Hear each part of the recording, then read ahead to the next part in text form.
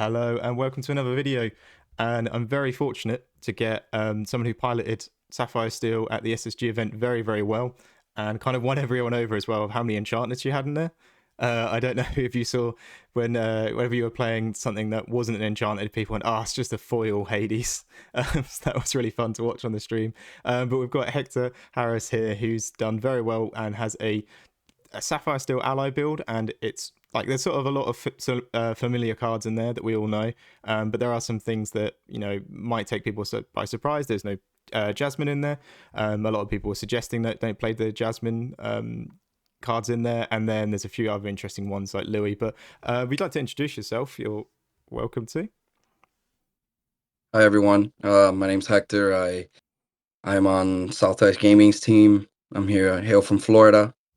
I've been playing the game since set one. Competitive. I've traveled. Love the game. I think it's great. Hopefully, it's stays this way for the next couple of years, so I can keep traveling. But it's a fun game, and I enjoy playing it a lot with friends. Yeah, awesome. And I've seen you play before a few times in the SSG streams, and I know the name as well because you're part of the team. And I think you're the player who asks how many cards in hand. So I imagine you've liked playing quite a lot of discard. So what brought you over to playing Sapphire Steel Allies? To be honest, first, this last before this set came out, I've been just extremely busy. I run two businesses, right? I have a child. I'm about to have a second one in a month or two, so it's just life has been hectic. Mm, And I usually when a set's about to come out, I take a week or 2 week, like 2 3 weeks before, I start really digging into it, see what I like, what I don't like, and then start playing from there. So I had a friend of mine. His nickname is Beefcake, right? He's yeah, I know played Blue Beefcake. Steel. Yeah, he's played Blue Steel for a while. So he was traveling down to the event. We got to talking a bit. He's like, "Hey man, I'm looking into Blue Steel." And I was like, "Oh yeah, why is that?" And he starts, showing me some of the cards. And then I read Scar, and I was like, "Man, this card is busted. Like, how do you if this goes off, it's gonna be pretty cool, right?" And then he kind of shared some of the core things that he was trying to test, Mm, and I put like a very rough draft of it, and just to test some games, and it felt great. mm, Right, like I felt like it was high rolly, but it was great, and I liked the style. And on top of that, also what kind of pushed me to play it was because the Dumbo situation. Everybody got cut allocation and stuff like that. So I ended up picking up a place at a Dumbo's that was extremely expensive, right? But we got to do what we got to do for these tournaments. mm, And I ended up lending it to teammates so they could, play what they felt comfortable with. So I leaned on the side of playing with Scar because I thought it was I loved the card. mm. Oh, that's really awesome. And yeah, I think you said about the Dumbo prices, but then coming in with an almost fully enchanted list, fully foiled out as well, it's pretty cool. But I've got the list up on the screen, and I think everyone agrees as well. Scar has been very interesting. Like a lot of people in testing have found out you can draw like 12 cards, and if anyone wants to watch the streams back, you can see. I think game one you drew like 12 cards off a Tipo, which is just mad to see. In this format where everyone's saying card draw is kind of a bit dead. But the most interesting thing, and a few people have asked me about it, especially looking at your list, is that you didn't try the dual link Jasmine. The when you quest, look at the top three and take an ally. Did that ever go into the list? Did that ever go into testing? Did that ever get looked at all? Okay. Disclaimer. So I didn't have the chance to go ahead and test like 100, 200 games with like different lists, right? Like the week of, like 3 days in, I went in, I tested 2 days straight. And what I felt like was in our area, first, we realized that not everybody was going to have Dumbles, right? So Mm, there was a chance that in our area is notorious for like aggro decks. mm, So if people didn't have Dumbles, they were probably going to pivot to like Ember Steel, I felt like, or maybe Purple Steel. So when I saw a friend play it, I know you got to play the one drop mm, Jasmines, and those felt like really bad. Unless if every game you're guaranteed to open shift on twos, the deck feels great, right? But other than that, if you don't hit it, like I felt like those cards just couldn't contest the board. mm, Like they were just the 1 2s just sitting there, and I couldn't kill anything. So there was a game where I tested with friends and played like 10 matches of Amber Steel, and he just kept putting like beefy guys on the board that I just couldn't answer barely. And then there was times even when I did shift that I would get that one card, they just kept running me over. yeah, Like yeah. it just did not feel good. I also felt like Jasmine just on curve playing it out four, it didn't like provide much at the time. Mm. Maybe, if I would have kept testing a lot more, the Jasmine would have, paid off.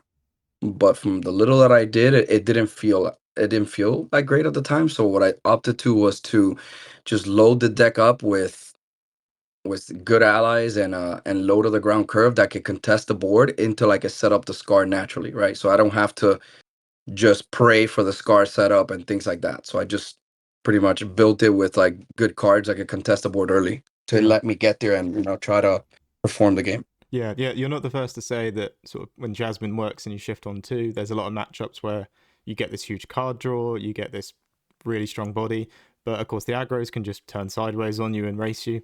And it's kind of high roll, ever playing like just a Jasmine, the fork drop, and then waiting for it to dry and then quest has always felt horrible. It just feels like you fall behind so much. So I completely understand it.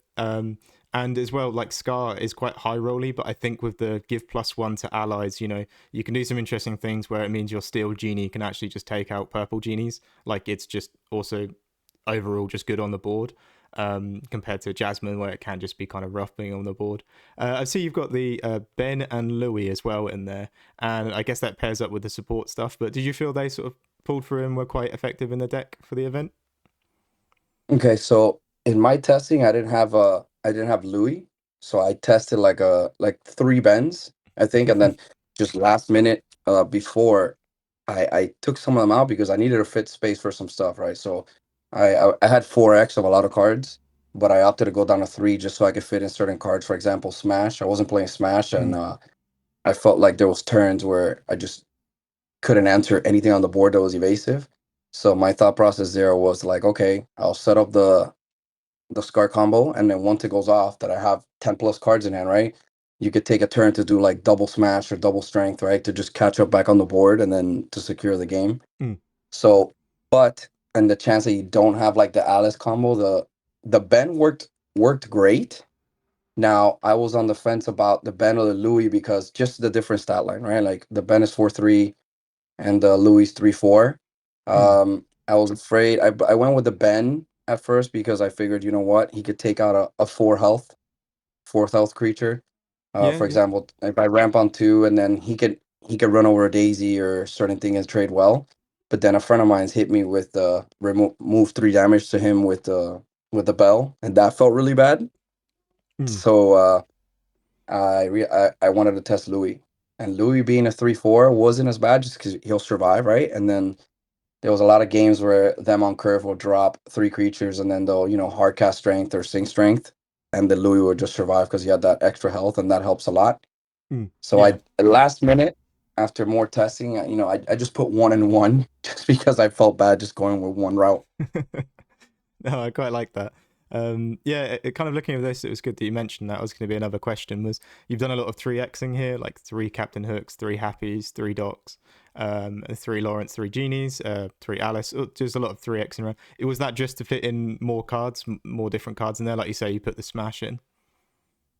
Yeah, I didn't want to take out too many copies of a card, right? So I Mm, kind of just went down on what I could, and at least what I thought will keep the deck a little consistent. And and it went well. I couldn't complain about it, right? Like I didn't want to have too many uninkables. I didn't want to have like too many copies and have it dead. For example, when I first started playing the deck and I was doing 4x, the Alice support just felt like really bad mm. outside of the combo.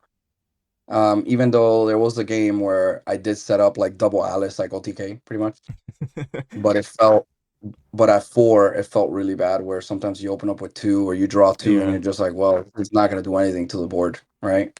yeah, yeah. So I, It's an interesting card. You can sometimes buff up things to take out a genie and think, but overall, it's a dead card if it's not the combo part, isn't it? yeah. And Yeah. then, also about the list, like a lot of friends of mine, they were testing like the Basil, I think the 2-1 that has support. Oh, okay. I decided to opt to take that out for Captain Hook just because I wanted something on the board that could contest better, right? Like usually if I would play him, it didn't do much, to be honest. The Captain Mm, Hook actually were trading up, and they would prevent like people from questing at least 1 or 2 turns, and those turns are crucial, right? To just be able to set up a little bit. yeah, for And even sure. then, late game when you when you play like a big body and you fit in the one drop, Captain Hook still wasn't bad. Like it prevents people from just trading and just or just turning sideways every turn. Yeah, yeah, yeah, for sure. So at the event with this list, then you went 5-1-1. Is there any matchups you like think worth mentioning? We got to watch you play against Ruby Amethyst, and to be honest, that looked heavily favoured on your side. And the Blurple one, it looked like they just managed to get the better draws. But out of the matches that you played, is there anything worth mentioning? Anything that was interesting? Um, I want to say that the deck did well, but I still want to test a few things to make it more towards the Blurple matchup, right? Like Mm, I guess that was at the beginning of the format, so everybody was playing all over the place. But after this weekend, you noticed there was a lot of like Blurple around, a lot of like purple X decks. mm. So I guess I have to prep more for that. The Blurple matchup, it could be a little bad.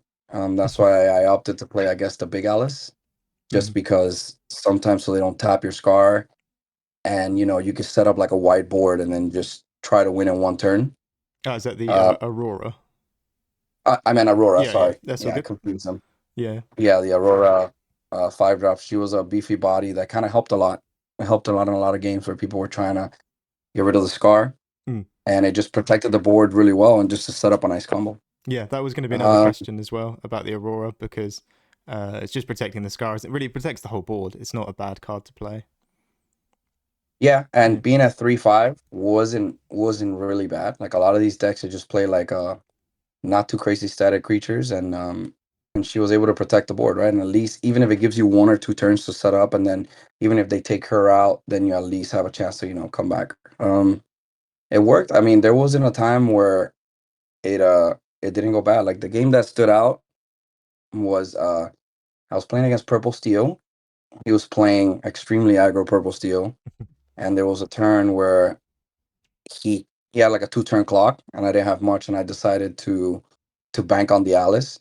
So at 8 ink, at 9 ink, I played 2 Lawrence and a second Alice, the support, Mm. while having the Aurora on the board with Ward, and he couldn't target any of them. And then in 2 turns, he kept playing 1 drops. Then it came to a turn that he got to 19, and I was able to like just support double Alice and finish the game. And he was telling me I could barely kill the Aurora, but I had an answer for the Alice. Mm. Yeah. And that felt good. So it worked out for like mid-range control decks. I feel like it's a good card. Mm.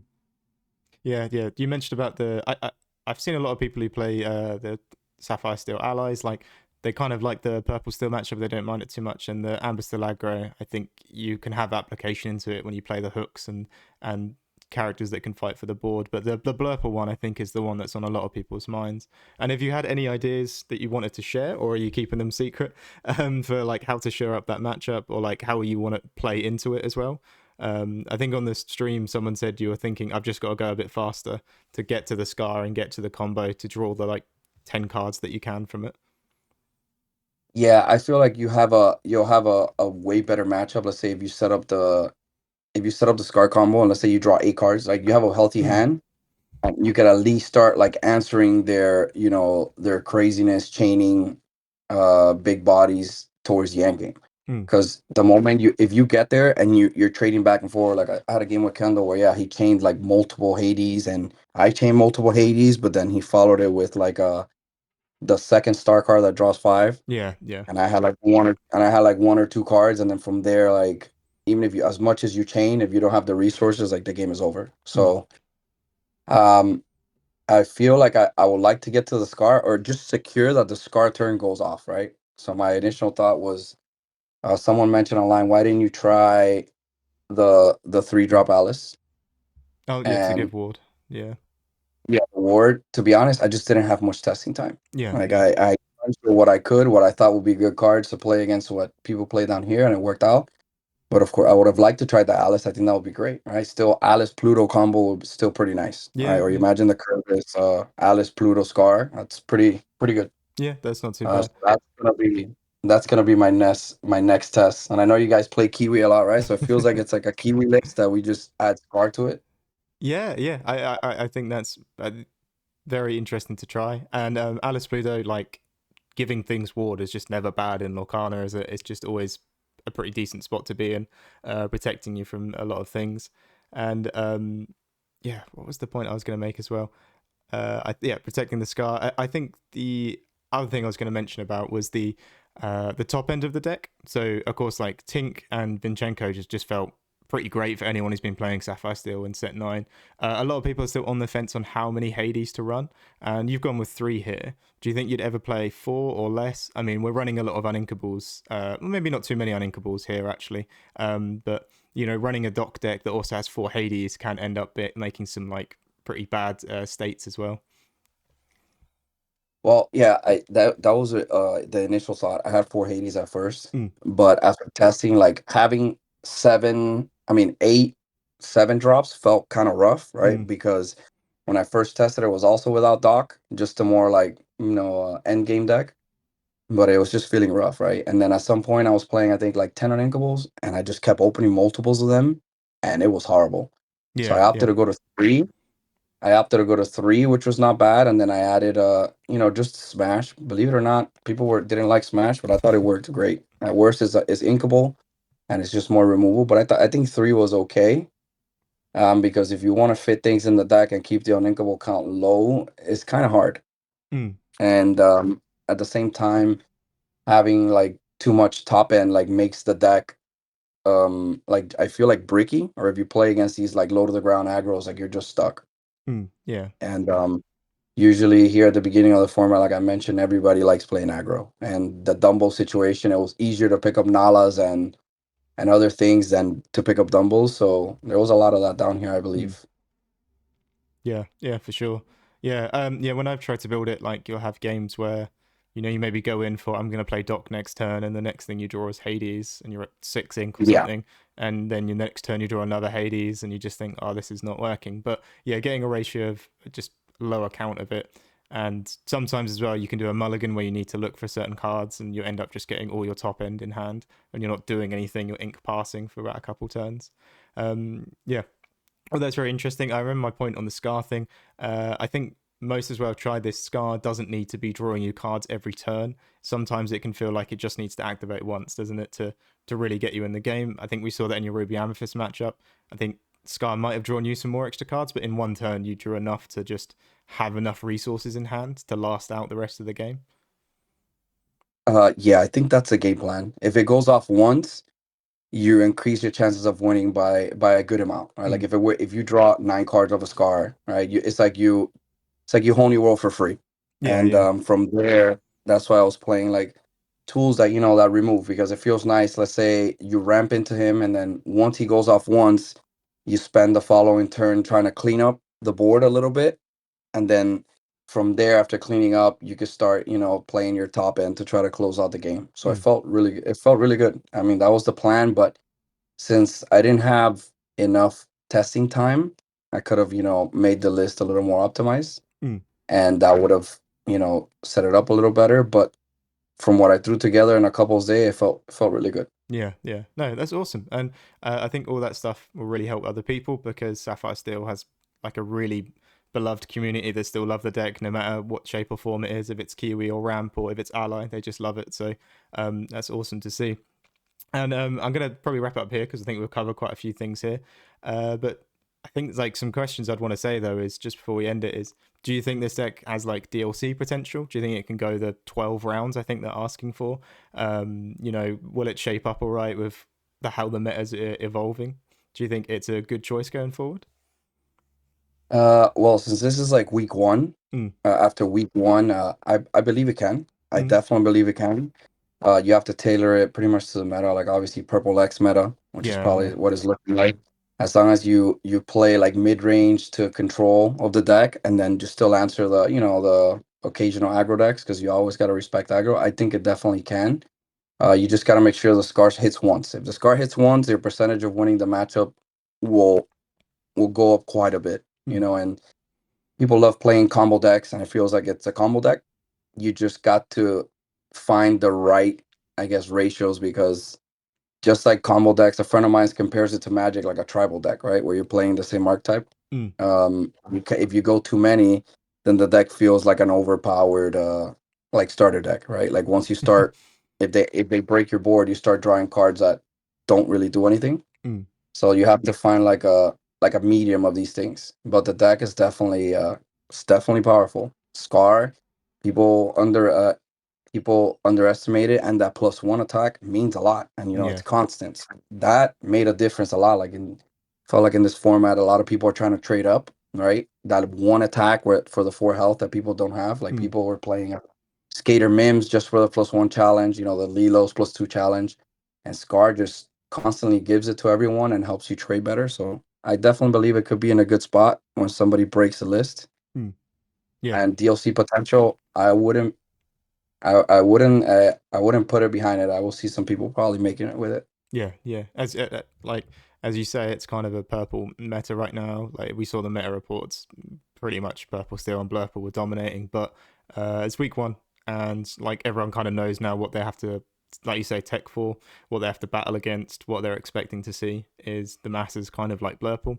And like I've played a lot of this. I'm definitely gonna have to sleeve up this list. I might play it at locals tonight actually.